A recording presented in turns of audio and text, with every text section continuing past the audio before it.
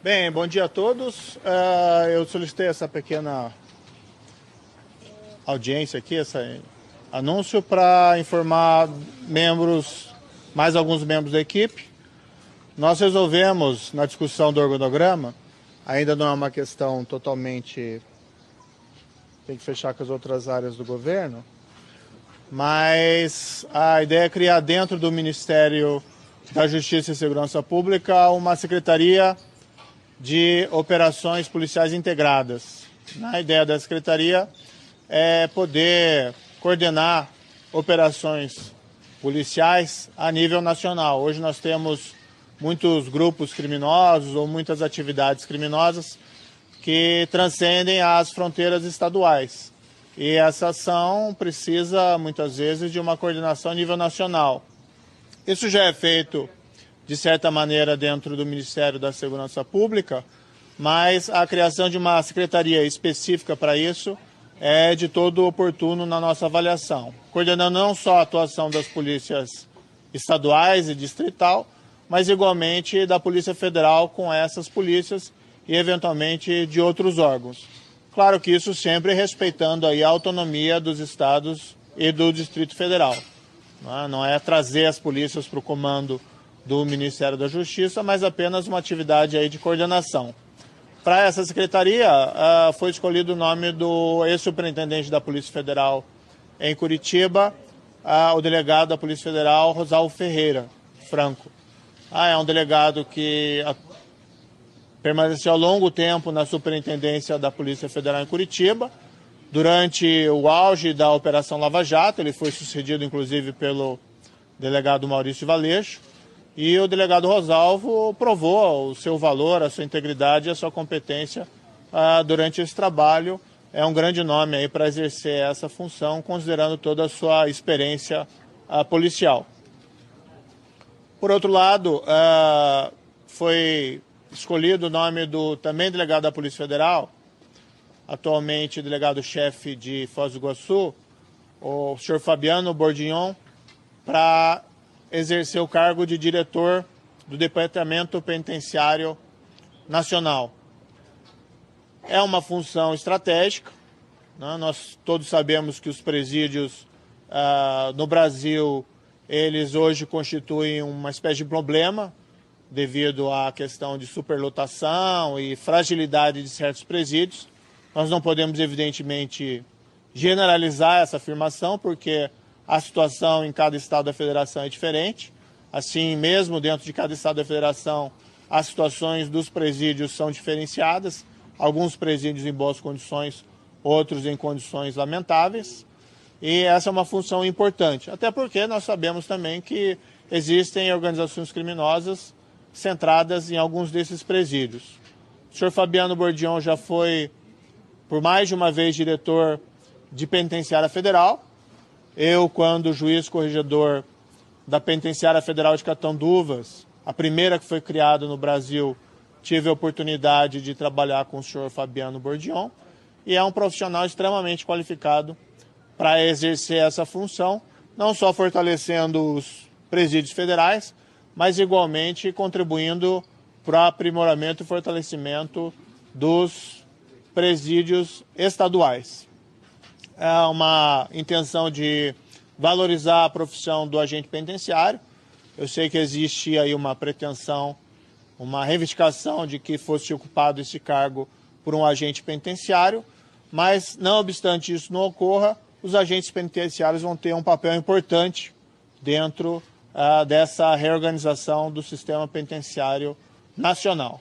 É preciso aí construir mais presídios em tempo mais curto, certo?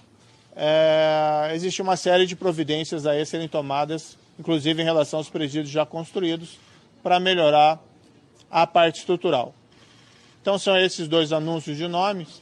Aproveito só o momento para um breve comentário. Hoje saiu uma matéria no jornal Folha de São Paulo sobre um projeto de lei em trâmite no Congresso Nacional de uma ampla reforma da Lei de Execução Penal. É o projeto 9.054/2017. O meu entendimento em particular é que um projeto dessa envergadura, com amplas alterações na lei de execução penal, pelos impactos que esse projeto tem, o projeto, diga-se, tem medidas positivas, mas tem algumas medidas que particularmente eu reputo problemáticas, mas o meu entendimento é que o ideal seria que isso não fosse objeto de deliberação agora no final da legislatura, que fosse deixada a oportunidade para que o próximo governo e a próxima legislatura, que foram eleitas com uma série de pautas por parte da população brasileira, tivesse o tempo razoável para se debruçar sobre esse projeto e tentar buscar aprimorá-lo. Como eu disse, tem pontos positivos, mas, por exemplo, tem a previsão lá que um preso que cometer falta grave, que seja um crime doloso dentro do presídio, o reconhecimento da falta grave fica dependendo de sentença. Então vamos supor um preso que comete aí um crime doloso dentro do presídio, a punição dele ficaria dependente de uma sentença, o que pode levar anos. Então há uma medida assim que não me parece muito razoável.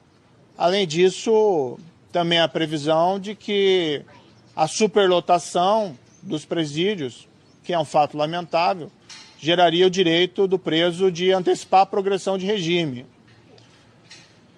O problema é que isso pode colocar em liberdade criminosos, né, da mais variada espécie, antes deles terem cumprido um tempo, vamos dizer, minimamente razoável das penas. Eu não penso que resolve-se o problema da criminalidade simplesmente soltando os criminosos, né? Aí a sociedade acaba ficando refém dessa atividade criminal e me parece que a mensagem dada pela população brasileira nas eleições não foi exatamente essa. Claro que a superlotação é um problema, isso tem que ser trabalhado, mas simplesmente abrir as portas das cadeias não é a melhor solução, na minha opinião. Isso tem que ser enfrentado de uma outra maneira. Ministro, uma dúvida. A Secretaria de Operações Integradas, ela vai ser criada ou é uma decisão que o presidente Jair Bolsonaro vai tomar? Isso não ficou claro. Só antes de entrar nessa questão, eu tenho uma confiança que os parlamentares eles vão ter a sensibilidade de poder aguardar a posição do governo eleito para uma matéria assim tão importante. Eu tive a oportunidade de falar, inclusive, com o senhor excelentíssimo presidente da Câmara, o deputado Rodrigo Maia, e externei essa minha preocupação e apenas pedi uma oportunidade para que o governo pudesse se debruçar sobre isso no ano vindouro, certo? Sobre a questão da secretaria, existe, na verdade, uma série de estudos no âmbito do governo de transição, certo? Então está sendo retrabalhado o organograma do Ministério da Justiça e da Segurança Pública e no âmbito da comissão, isso é uma decisão que foi tomada. Agora, claro que isso vai ter que ser coordenado juntamente com o restante do governo, pois isso terá que ser corporificado em uma medida provisória e um decreto regulamentador, certo? Mas, em princípio, a ideia é essa, até para aliviar a Senasp, né, a Secretaria Nacional de Segurança Pública, para que ela possa cuidar melhor da implementação do SUSP.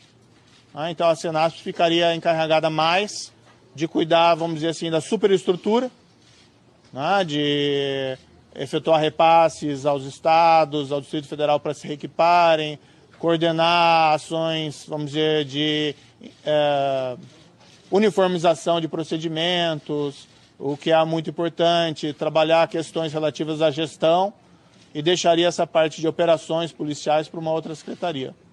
As duas tarefas são imensas, né? Por isso é relevante aí essa separação. A nomeação do general Cruz para a Secretaria de Governo, com a responsabilidade de cuidar do tema segurança pública, seria um trabalho em conjunto com o Ministério da Justiça ou seria uma assessoria direta ao presidente Bolsonaro no Palácio do Planalto? Olha, o nome do general Santo Cruz, pela excelência do currículo, foi cogitado profundamente para ocupar o cargo de secretário nacional de Segurança Pública, certo? Mas o presidente, semana passada, me externou o desejo de convidá-lo para um cargo no Planalto, E, logicamente, o presidente tem a preferência nas indicações.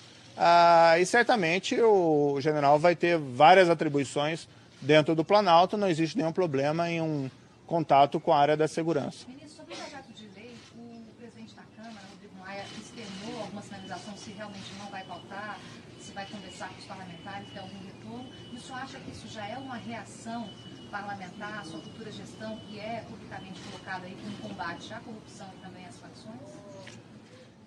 Olha, eu conversei, ele foi muito solícito, né, foi muito agradável e compreendeu as razões, as preocupações, né, disse que nós iríamos manter um diálogo importante sobre essa matéria.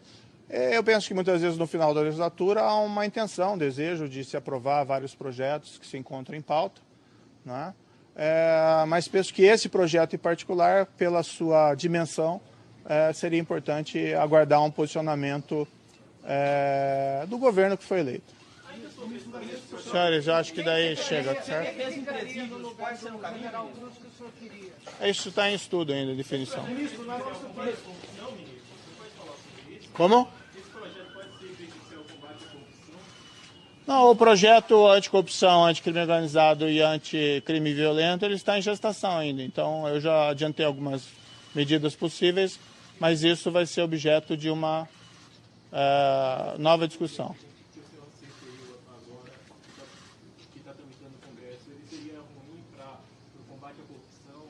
Sim. Veja, é uma política de flexibilização. Vamos dizer assim, ele liberaliza o sistema penal como um todo. E ele, de certa maneira, também afeta condenações, execuções de penas em crimes de corrupção. Mas não só crime de corrupção, outros crimes também.